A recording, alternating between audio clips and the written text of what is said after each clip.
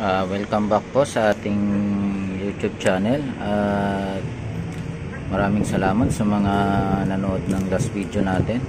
At meron po tayo ditong sira kasi yung switch nito, power switch. Ayun, lubog na to. Ang unit nito ayan, ayaw naman, ayaw na.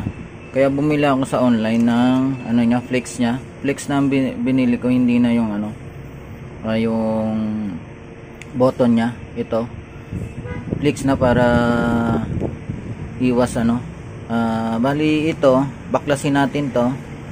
Alam ko mahirap tong baklasin dahil bago pa po ang unit nito.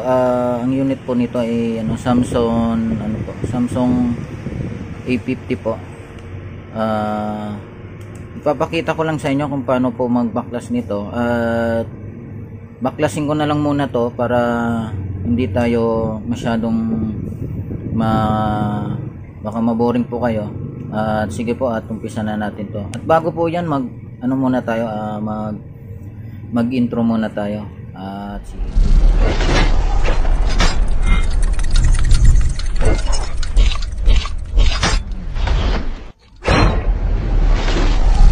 At ayan po, at natanggal natin gamit ang baraha. Bago po yan tanggalin nyo muna yung lagayan ng SIM card ng ejection pin dito po. Sure po na tanggalan na natin ang mga tornilyo yan. Ayan, bago pa siya. Tanggalan na natin tong tornilyo at mag-proceed na tayo dun sa at saka tanggalin natin to. Maging maingat tayo dito sa may lalo na sa atin baguhan tayo. Ako ngayon ko lang po to gagawin. Dahan-dahan lang ako para sure na na hindi tayo makasira. At sige po, at ayan na po, nabaklas na po natin. At ito po yung niya. Ito po yung papalitan natin. Ito po yung switch niya, kasi ayan po, talagang wala na siya. Hindi na tumutong. Katulad nito, medyo may tunog siya. Ayan. May tunog po siya. Ito wala, lalim na. Ayan. Yan po ang papalitan natin. At pasensya na kayo at kinakat ko dahil maingat ako dito sa hindi pa kasi ako sanay. Pinag-aralan ko munang mabuti, at buti na lang may YouTube para makita natin kung paano baklasin to, kasi mahirap kasi baka magkamali tayo. At ito yung ipapalit natin. Ayan po, yan, brand new po to, namili sa online po. Tatanggalin ko lang to. Ito po, yan, ito tatanggalin ko lang to buo, itong flex nya, at ito ipapalit to. Ito yung pagtanggal ko, baraha rin ang ko, konting spray ng thinner para konti-konti lang, para hindi masyadong masobran, baka po kasi pumasok dito sa may mahirap. Konti-konti lang. Ayan po, at konting linis yan dito. Matigas kasi bago pa at ayan po, at ikakabit ko lang tong at isang kamay kasi wala tayong stand ng cellphone tanggalin ko lang tong flex. Linisan ko lang at ikabit na natin yung brand new. Sige po, at proceed na po tayo. Sige, balik po tayo dito sa ating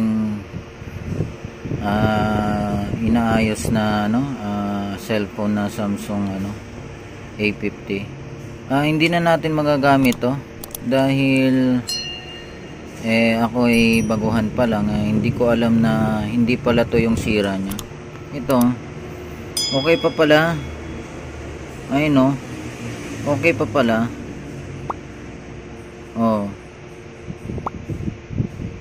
Dahil ito yung original nya, hindi ko napapalitan yan. Bali yung may sira nya ito. Ayan po, ginawan ko lang ng paraan para minaitiban ko po yan, para ito pala yung bibilhin sana natin. Mali tayo, at hindi ko rin alam na yan pala yung kalimitan din na nasisira. Kala ko yung itong flex na ng power button, push button. yan po, at ni-repair ko lang siya. Ginawa natin ng paraan para sa sunod na lang natin na palitan ito. Hindi, wala tayong ganyan order pa tayo. At yan lang po ang naging issue niya. At ibabalik natin to. Hindi na natin papalitan nito dahil ito yung original niya. Yan pa rin yan. Di at least mayroon tayong reserba para in case na masira mapapalitan na natin. Ito na lang yung bibili natin at yan lang po, at sana meron kayong natutunan kahit at ayan na po guys, at naayos na natin. Ayan po, meron na po siya, tsaka yung niya, bali screw ko na lang siya. Ayan, nahirapan lang ako kasi baguhan kasi ako.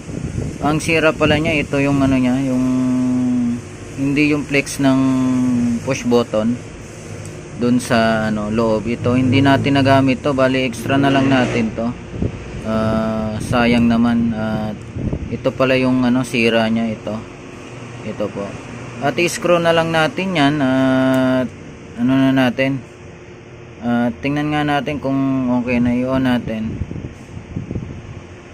Ayan po, okay na. S pala po siya, Galaxy A50s pala siya. Ang sabi ko kasi kanina is A50 lang. Ayan po, okay na po siya. Okay na yung niya. Kala ko yung flex na kaya ayan. Gumamit tayo ng baraha, yan lang ang tanggal natin ito.